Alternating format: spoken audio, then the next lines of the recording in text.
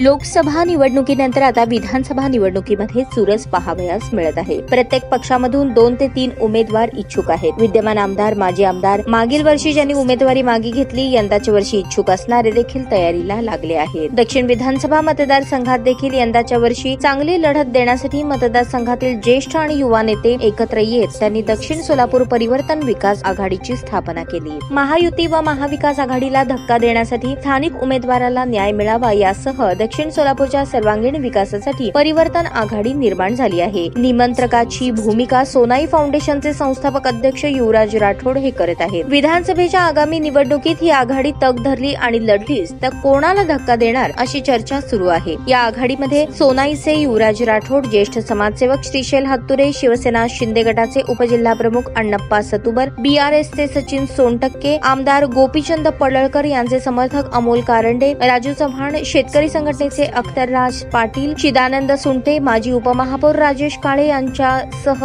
राजश्री चव्हाण, अमित अंजनाळकर, प्रशांत वायकसकर, तुकाराम शेंडगे, सुरेश डवले, अजित सोनकटले, कपिल कोळी, फिरोज पटेल आदींनी याकामी मोर्चे बांधणीला सुरुवात केली आहे। विधानसभेच्या नावाची एकमत करण्यावर यांच्यात आजच्या घडीला तरी भर राहिला आहे। कोणीही उमेदवार म्हणून पुढे आला तरी तन्मन धनाने लढण्याचा संघ बांधला आहे। काँग्रेस, भाजप, दोन्ही सेना आणि दोन्ही राष्ट्रवादी गटातील नाराजांना आपल्या कळपात ओढण्यासाठी त्यांचे युद्ध पातळीवर प्रयत्न सुरू आहेत। ग्रामीण भागातील आजी माजी सरपंच, उपसरपंचांसह विकास सोसायटीचे अध्यक्ष, उपाध्यक्षांशी संपर्क साधत त्यांचेही भूमिपुत्राबद्दल मत आजमावून घेत आहेत। काँग्रेसचे एक माजी जिल्हाध्यक्ष, अजित पवार गटाचे माजी नियोजन समितीचे सदस्य, मागील वेळच्या निवडणुकीत पक्ष नेतृत्वावर विश्वास ठेवून शेवटच्या क्षणी रिंगणातून बाहेर पडलेले यांच्यासह इतर काही मंडळी परिवर्तनवाल्यांच्या संपर्कात आहेत। या परिवर्तनच्या माध्यमातून मराठा, लिंगायत, धनगर, अल्पसंख्याक, बंजारा आणि बहुजन समाजाची होत असलेली ही वज्रमूठ कोणाला धक्का देणार याबाबत तर्कवितर्क लढवले जात आहेत।